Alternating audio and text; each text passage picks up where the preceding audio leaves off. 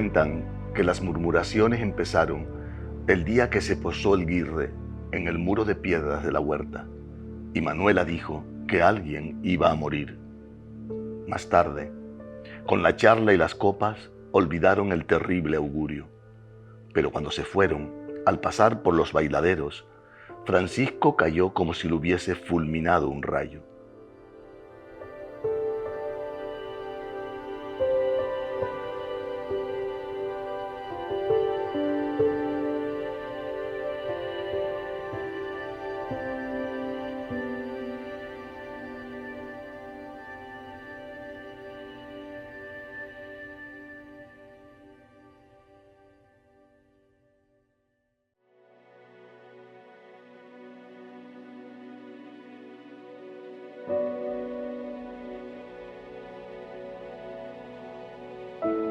Conocemos realmente dónde se enterraban los guanches, pues a partir de las fuentes etnohistóricas y a partir sobre todo de la información de las investigaciones arqueológicas. Las excavaciones arqueológicas que se han hecho en las cuevas sepulcrales son las que nos han dado la mayor parte de la información, sobre todo la información fidedigna. Por ejemplo, las excavaciones que se han hecho en Buenavista del Norte, en la montaña de Talavera o en el complejo arqueológico de Las Arenas y de Las Estacas, proporcionaron una información muy notable sobre la muerte y el concepto de la muerte de los guanches y sobre todo también de la utilización de sus cuevas sepulcrales.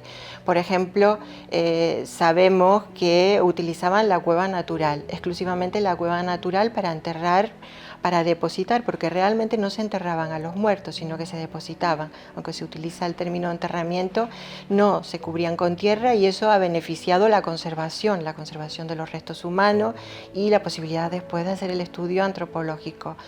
Se depositaban exclusivamente en cuevas naturales, esas cuevas naturales prácticamente no se modificaban ni se arreglaban, sino que se utilizaban en su forma prácticamente natural. Si acaso se colocaba un muro en la boca de la cueva que cerraba el depósito funerario, un muro de piedra seca, y en el interior se hacía algún acondicionamiento muy somero. Suelen estar plenamente integradas con los espacios habitacionales, es decir que esto también son resultados muy interesantes los que se obtuvieron en Buenavista del Norte, la integración de las cuevas sepulcrales con las cuevas habitacionales y la utilización de estas cuevas naturales como cementerios, auténticos cementerios, son siempre de utilización colectiva, normalmente son muchos los restos que aparecen en el interior, aunque aparezcan alterados se utilizaban como depósitos colectivos. Y bueno, eso hace que en ocasiones, pues, como lo que importa es el emplazamiento, el lugar y la relación de ese emplazamiento con el poblado, con el resto del asentamiento, es decir que hay que utilizar siempre el mismo cementerio y por lo tanto a veces hay este tipo de reacondicionamiento de los restos anteriormente colocados. Los cuerpos normalmente se depositaban envueltos en pieles de sus propias vestimentas o pieles de mortajas funerarias que también cubrían y se ataban al cuerpo. Es decir, que todos tenían un tratamiento muy parecido. Aunque también los niños parece que tienen un tratamiento diferencial desde el punto de vista funerario. Los niños aparecen también en espacios domésticos, sobre todo si son niños neonatos recién nacidos. Pero en general en las cuevas colectivas aparecen restos de adultos, de ancianos y también restos infantiles que forman parte de ese grupo, de esa colectividad que normalmente está asociada a un territorio concreto. Si acaso en las crónicas se hace mención a que los procedimientos de mirlado, los procedimientos de momificación sí que se hacían a aquellas jerarquías sociales más altas, pero eso es muy difícil de comprobarlo desde el punto de vista arqueológico. Para los guanches era muy importante la relación entre los vivos y los muertos, y ya desde las primeras crónicas y desde los historiadores del siglo XVI se hace especial hincapié en relatar que tenían un culto a los antepasados realmente importante, que intentaban preservar de una forma contundente todo lo que tenía que ver con la memoria de los antepasados. El culto de los antepasados está siempre muy presente, y ese culto a los antepasados pues lo podemos ver en las cuevas funerarias, en todo el ritual funerario. Un ritual que no conocemos en profundidad, porque evidentemente es muy difícil verlo en los vestigios materiales, pero sí sabemos que ese homenaje a los antepasados continuaba. En algunas cuevas sepulcrales se ha visto sobre todo la utilización del fuego en los rituales. El fuego es muy importante, y también en algunas zonas cercanas a las cuevas sepulcrales aparecen estaciones de grabados, de cazoletas, que siempre se han considerado que tienen pues un papel importante dentro de lo que serían las actitudes rituales, los cultos, sobre todo en homenaje a los antepasados. Y por lo tanto, bueno, el estudio espacial de este tipo de grabados y el estudio de estas manifestaciones que tienen un carácter simbólico, pues nos permite conocer en profundidad lo que era la relación con la muerte, esa importante relación que tenían los vivos, los guanches vivos, con los guanches muertos y con sus antepasados.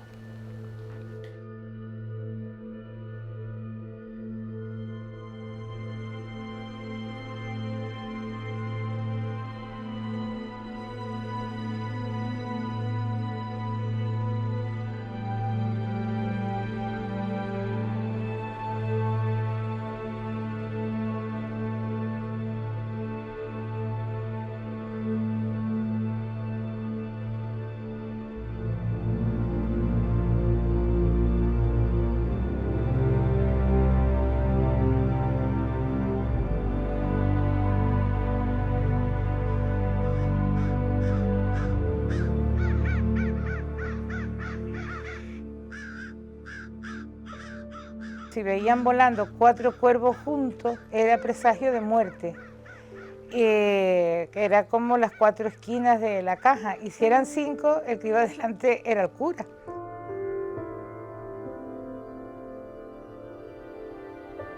Las cajas se hacían en Buenavista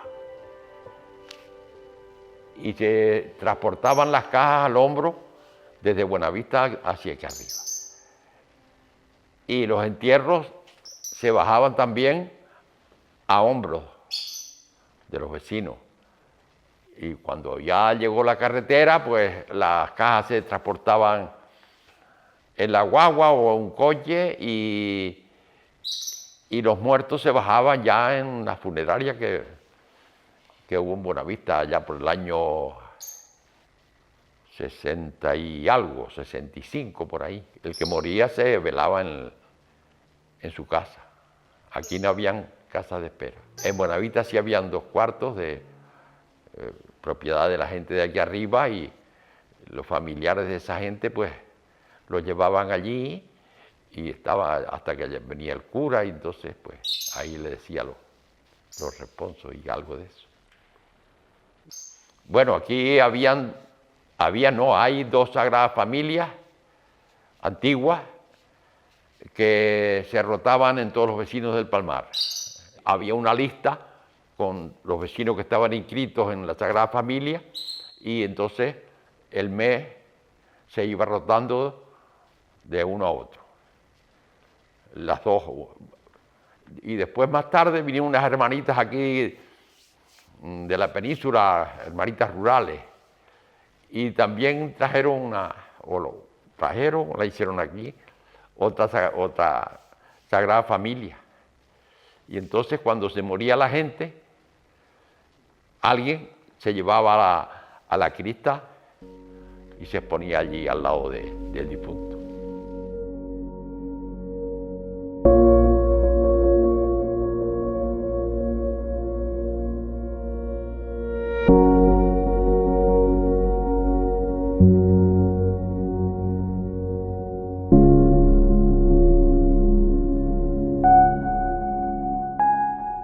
Nada más salir el sol, comenzaron los preparativos del entierro. Había que bajar caminando hasta el cementerio del pueblo.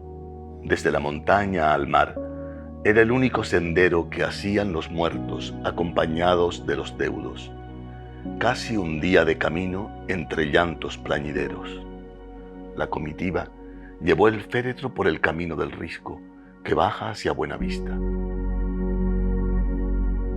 A mi padre lo cogían cuando venía de Teno al Palmar a ver la novia, unas novias que tenía por ahí por el Palmar. Dice que le quitaban el sombrero a 3 o 4 vueltas y se lo ponían allá abajo. Y a mi padre no le hacían nada, porque no podían, porque mi padre llevaba un revólver. Y si tiene eso no se pueden acercar. Y cuando llegaba a las 3 o 4 vueltas se encontraba el sombrero. Volvía, se lo ponía y después a las 2 vueltas se lo quitaban y se lo llevaban y se lo ponían más lejos para abajo. Y él no tenía miedo a nadie. Y después de madrugada volvía otra vez a coger el camino y de madrugada no le pasaba nada, hasta que llegaba otra vez a Teno.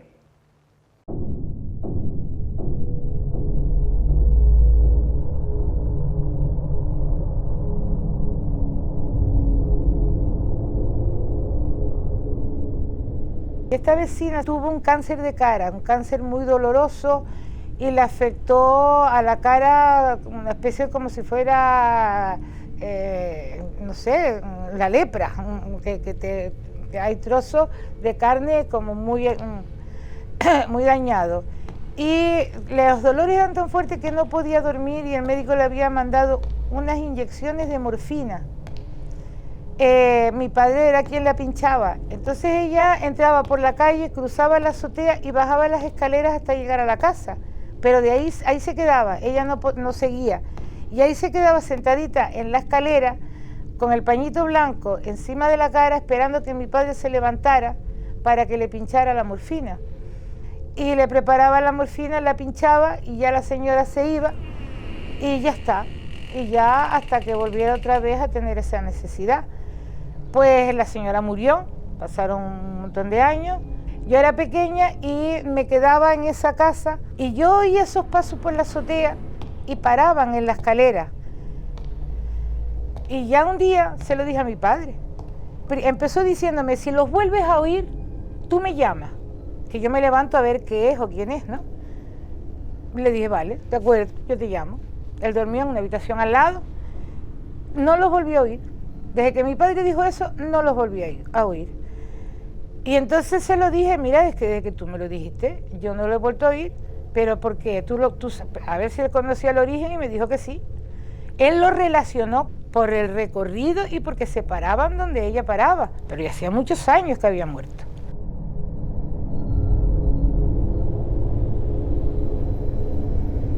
Para protegerlos de la bruja teníamos cuchillos y tijeras en cruz. Siempre usábamos eso porque teníamos miedo. Y de noche siempre lo dejábamos detrás de la puerta en cruz, allí espetado.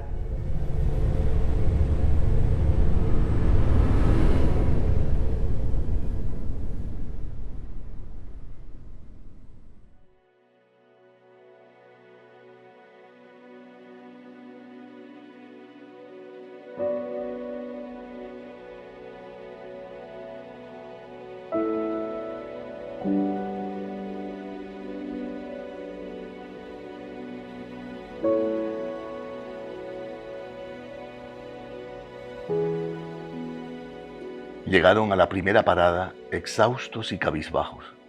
Dejaron la caja del muerto sobre la losa que sirve de descanso. La piedra tañidera la llamaban porque sonaba como una campana.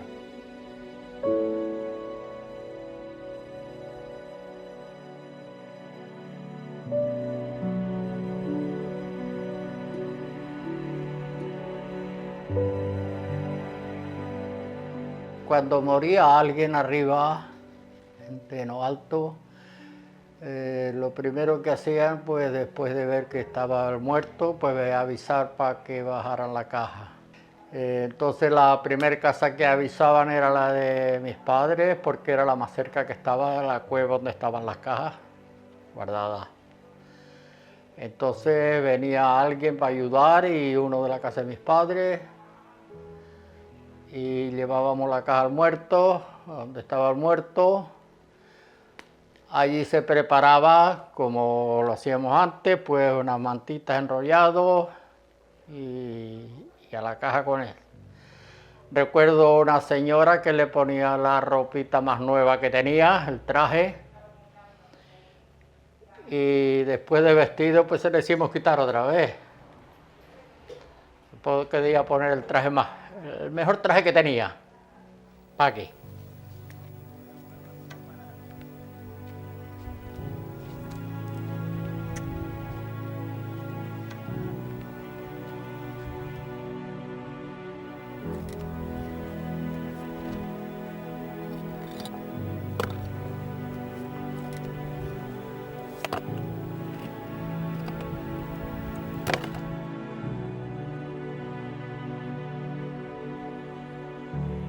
Que en La Mulata hay una montañita y allí hay una cueva donde están las cajas de los muertos, como le decíamos. Pues allí venían 2 personas, llevaban las cajas y cuando se moría una persona, pues había una persona que la preparaba y la metía a la caja. Pues los velorios eran en casa, donde se moría el dueño. Y ahí le encendíamos velitas con aceite, poníamos una guatita dentro del aceite, un poquito de agua, el aceite y un fisquito de algodón, y la encendíamos y esas eran las velitas. Le poníamos 3 o 4, lo que nos parecía. La que tenía flores, ponía 2 floritas en un vasito. Hasta el otro día que bajaba una persona que se llamaba Don Miguel, el de los Molinos, a dar parte aquí a Buenavista, al ayuntamiento, y a avisarle a Saturnino para que hiciera la caja. Y él hacía la caja y al otro día, pues 2 personas llevaban la caja hasta el cargadero, para cuando bajaban de Teno con la caja de arriba, hacían el traslado en el cargadero y después dejaban la caja allí y cuando regresaban la subían. Lo ponían en la caja del muerto, en la casa del chorro, que le decían la casa de la perola. Y después de allí lo llevaban a la iglesia y después para el cementerio. Pero no bajaban sino la familia de los hombres y los vecinos. Las mujeres no bajaban. Después bajábamos las mujeres cuando eran, no me acuerdo si eran los 3 días o a los 8 días cuando se hacía la misa. Pero no había ni flores, de coronas de flores, de eso no había nada, nada.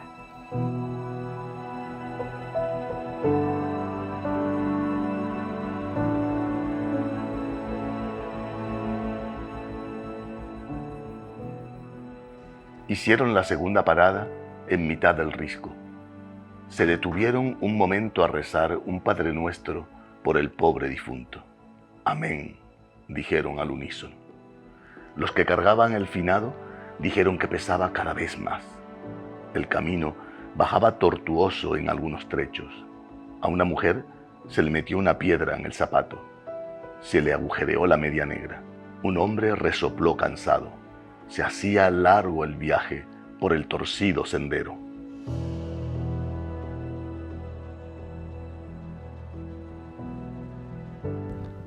En el camino pues había que sacar las cajas, llevarlas a donde estaba el muerto, en el sitio que estaba, porque lo tenían metido en todas las cajas, en todas las casas, pues lo cogían, lo metían en la caja y entonces bajan por aquí por el risco.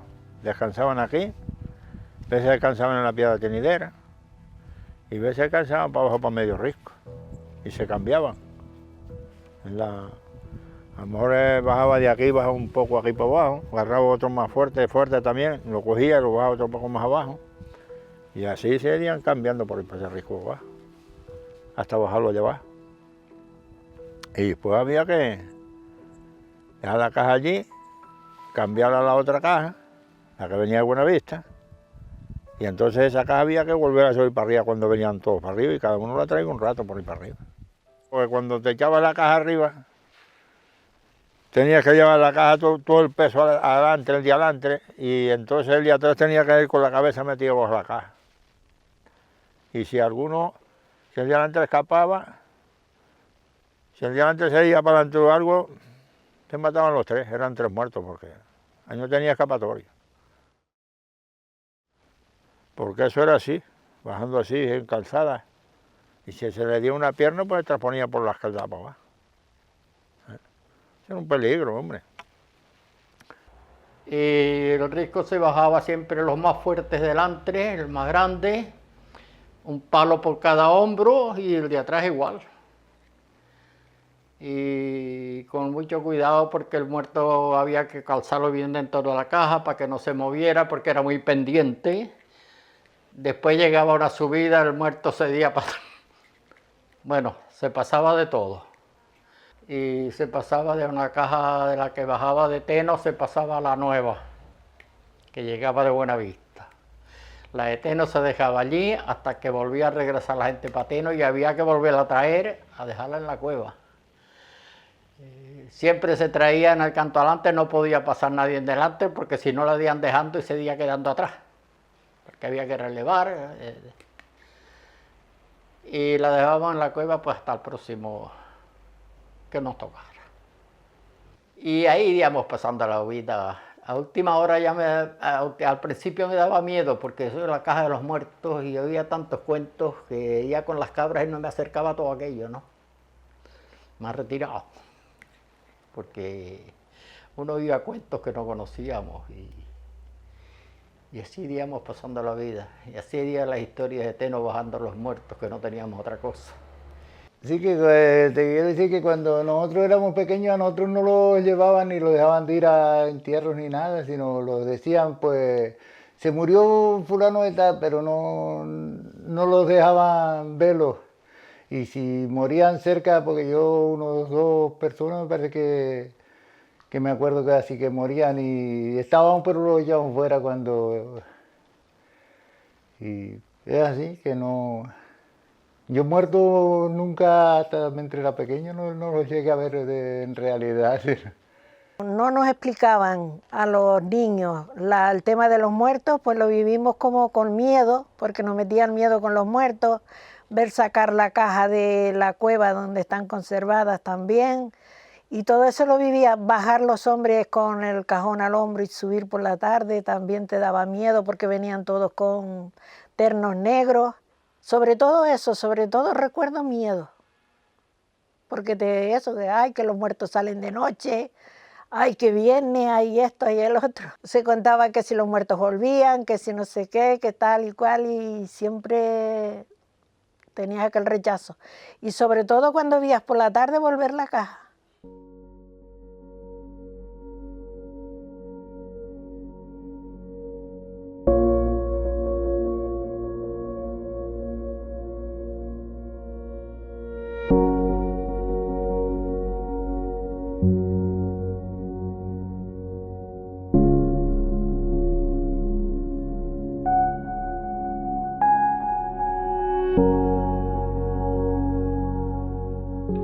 Pararon un momento a cambiar al muerto de caja para llevarlo al pueblo. Fatigados, decidieron tomar un trago de agua. Hablaban en voz baja, como si quisieran ocultar sus voces.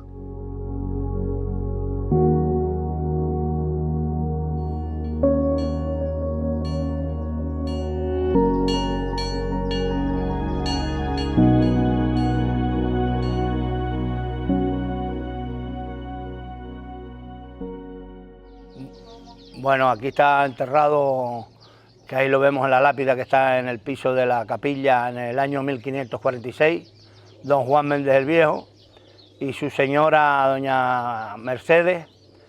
Y hay demás enterramientos, porque cuando se hizo la excavación para enterrar al conde y su hermana, se encontraron restos de antiguamente. No puedo decir quién son ni quién no son porque no están descritos en el suelo como está el de don Juan Méndez el Viejo.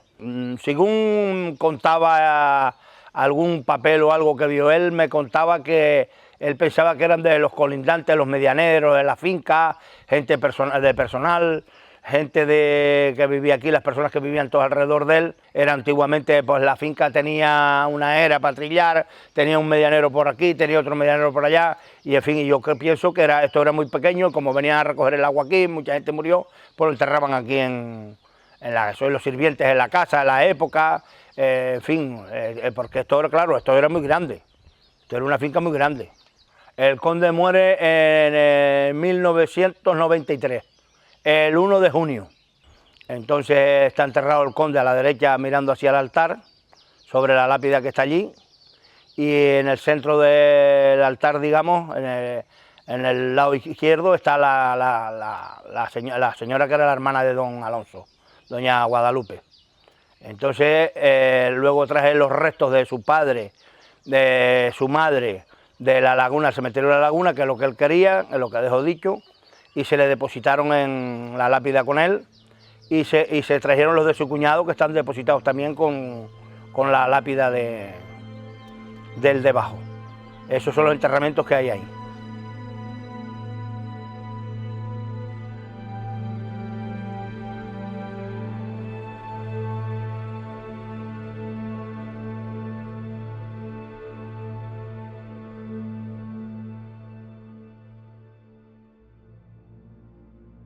La casa del Chorro, esta casa era de todos, los de Teno, porque mía no era. Venían los de Teno con los enfermos y con los muertos, y de allí los llevaban para la iglesia.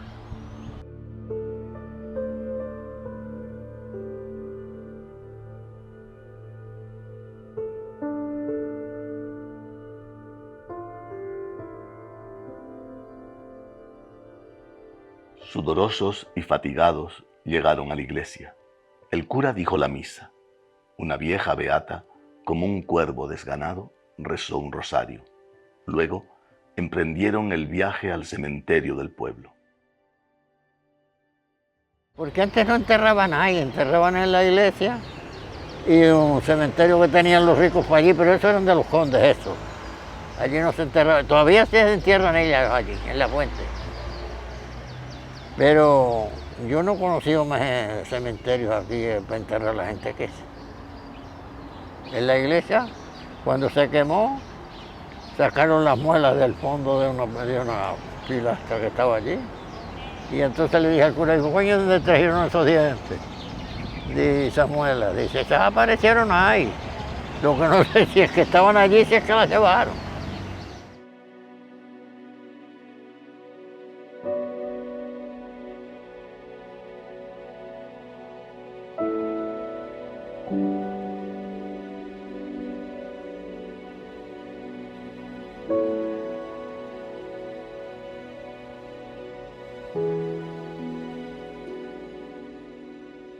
El cementerio de San Francisco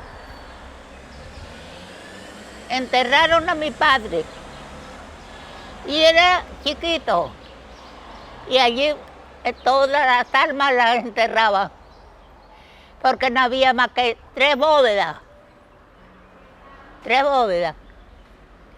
No, no era sino como si fuera una huerta, que eso estaba como abandonado.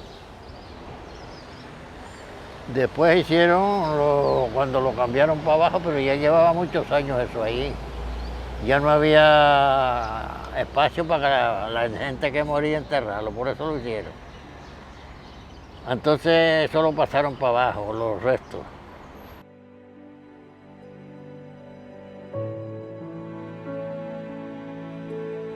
Cuando metieron bajo tierra el ataúd, suspiraron con una sensación de alivio que intentaron ocultar. Guardaron silencio un momento. Luego miraron al cielo, como si quisieran comprobar algo.